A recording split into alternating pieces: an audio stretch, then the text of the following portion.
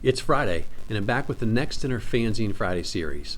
Today we're taking a look at Thunderstruck number 3 from 1982. Please stick around.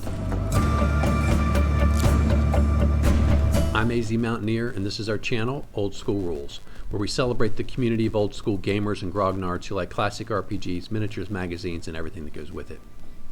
Each week on the Fanzine Friday series, I take a fanzine from my collection off the shelf for a closer look. Today it's Thunderstruck number 3 from the United Kingdom, and this is their March to June 1982 issue. Hope you enjoy the video. We're continuing our look today at a fanzine called Thunderstruck. It was produced in the United Kingdom beginning in 1981. A couple of folks were responsible for this, Tim Kalvis and Mike Parnell. This issue brings us some changes. The first thing you'll notice is the size of the fanzine is back to this, I'll say the size we're sort of used to, the most common size, which is basically a piece of paper folded in half. This is a very heavy stock cover. It continues the blue ink on white that was the same as in issue number 2, but there's a couple other changes. The first one is Mike Parnell is out. Tim Kalvis tells us that Mike is no longer part of producing the fanzine, and so now Tim is solely responsible for the production. The second thing that's different is I'd say the size of the fanzine. You'll notice today the video's shorter, the contents are shorter. It's shrunk down not only in size but in page count now to only 24 pages. Let's take a look at the cover. The cover has a lot of text on it to tell you what's inside. The artwork here is from Kevin Bulmer, but Alan Hunter does continue to contribute art throughout. As I've done on the other videos for Thunderstruck, at the end of the video I'll have a section where I just go through and show you the illustrations because there is a fantastic amount of art in this fanzine. This fanzine is dominated by a couple of things. A large adventure module for Dungeons & Dragons called The Inn of the Hangman's Noose. And also there's a section on Traveler, including a new potential adventure, solo adventure that you could run for a Traveler campaign. Taking a look here at the table of contents, the editorial we're going to talk about here in just a second, Inn of the Hangman's Noose, is the D&D adventure. Bolts from the Blue, where they talk about new releases, new products, and new happenings in the hobby. Things Beyond is their Traveler standard article. Safari is the new Traveler campaign, and Endgame is their postscript that they put at the last page of the fanzine. As mentioned, the contributors, Tim puts the fanzine together. Robert and Paul both have contributions in terms of the articles that are here. Alan Hunter provides a lot of the excellent art, as does Kevin Bulmer. Here's the editorial. I normally don't necessarily focus on these, but this one is sort of interesting. It's called In a Lonely Place. He titles it, and he talks about the fact that Mike is gone. He thanks him for his efforts, but talks about now he's got to do this by himself. He points out that they had a dungeon scenario competition. He didn't get anything worth printing or awarding prizes for, so he said he had to ask Mike and Paul to provide samples of the kind of quality and ideas that he was looking for, and is asking people for content, and also saying he's sort of at a turning point as he gets ready for his exams at school, trying to figure out where the fanzine is going to go and how often it's going to come out and so forth. And so you can tell, obviously, there's only going to be 2 more issues, so it doesn't go very far, but it's kind of a good one. And I'm enjoying taking a look at these for sure. Inn of the Hangman's Noose by Paul Mason. This is a good drop-in type of adventure. It's intentionally designed not to have very much combat. I mean, unless you're murder hobos go in and start hacking up people in the inn and the tavern. There's probably only going to be maybe a couple of combats total here. It's designed to encourage role-playing and interaction between the party and the NPCs. He does a good job of detailing several different folks who are staying here at the inn, why they're here, what their motivations are, what kind of information they might have, what it would take sort of to get them to volunteer this information. You can't just walk by these people. They're not going to just tell you their secrets or whatever, right? So it could be a really fun adventure if you've got the right type of players, or it could be just a real big mess, because if your players are sort of wired to be looking for a fight, this isn't really set up to do that, and you're just going to end up basically, like I said, hacking up everybody in the inn and maybe never even figuring out why you're really here or what the mystery is that you're supposed to uncover.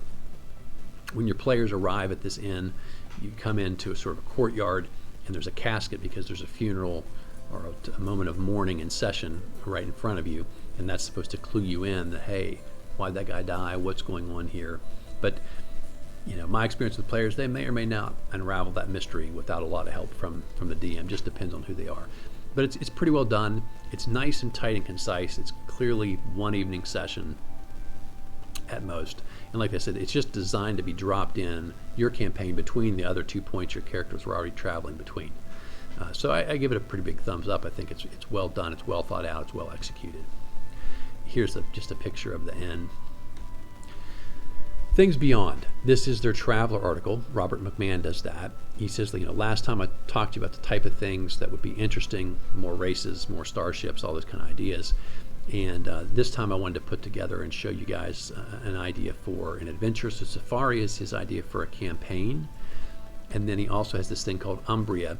He says in an issue 3 of a magazine called Alien Star, there was a solo adventure but wasn't really fleshed out. And so he goes in and fleshes this out with a solo adventure that you could play on your own. And then we have Endgame, and the art here is fantastic. And he says, look, this closes out our issue. He's encouraging people to continue to send things in. He takes, this is stuff that was interesting in terms of what he's looking for and what he wants his fanzine to be. If you are so stunted in outlook as to think in endless dungeons, hyper and needlessly complicated combat systems are the meaning to life, the universe, and everything, then please send those ideas to another fanzine. I hope the people who read my fanzine aren't those kind of people. And so it's interesting, and from my videos, I don't love those super complicated combat ideas, but they're, there's a common thing that people came up with. So it's not clear to me exactly what he hopes, other than creative and interesting new ideas that he hasn't seen somewhere before. And that's certainly something I agree with.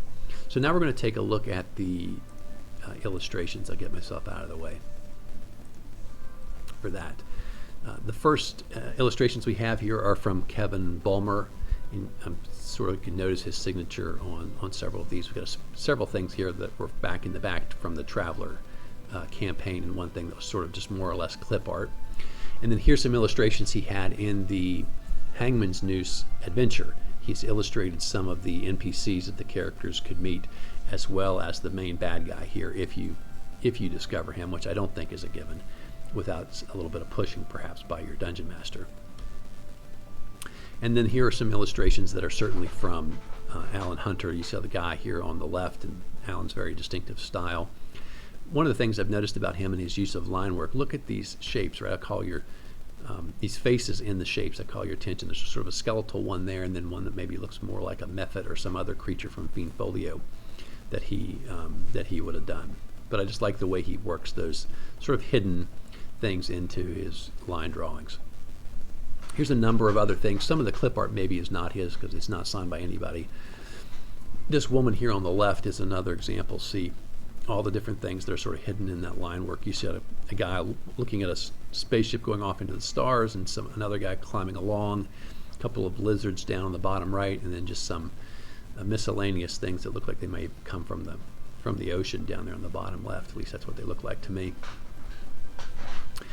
Then we've got this lady who's been possessed here in the middle, and then this elf character over here on the right. Again, I don't know who these little black and white drawings were made by necessarily, but then the rest of these are, it seems to me stylistically, look like they're Alan Hunter's. Maybe that little dragon icon on the far right is not his, but you got the warrior with his mount, his horse here, and then the spectral figure with some type of a lizard creature or tiny dragon. Lightning bolt, again, something that looks like it came from the ocean, and then there's that little dragon icon. Some more Alan Hunter work, right? You got this soldier here and these creatures that are after him. I'm not sure what they are. I think they're kobolds, because they're in a section of the adventure where they talk about there being some kobolds nearby. So maybe that's how he draws his kobolds, which is a little different from other people. And then the lady on the left, or I'm sorry, on the right here, I just think is really beautiful illustration. Not a lot of lines drawn, but pretty good stuff. And then the one on the left was in there the last time. This is like the header for the Traveler article they make, and then there's the drawing from the in-game page. And if you take a close look, right, what's the deal with that bird creature? I would guess that's some type of demon, because if you look closely at the woman, I think she's a succubus because she has those two little horns growing out of her head. And that's it for Thunderstruck number 3. As I mentioned, it's a fairly short one this week. I got a real treat for you next week. If you don't know about Thunderstruck number 4, you're in for a good surprise. That'll be coming to us right around the Christmas holiday. And so I'm looking forward to seeing you guys next week. I hope you're enjoying my videos. I hope you enjoy the channel, and I hope you're subscribed. If you think your friends might enjoy this, please send them our way so maybe they'll enjoy the videos and become subscribers as well. That's it for Fanzine Friday. Have a great weekend, and until next time, my friends, keep rolling 20s.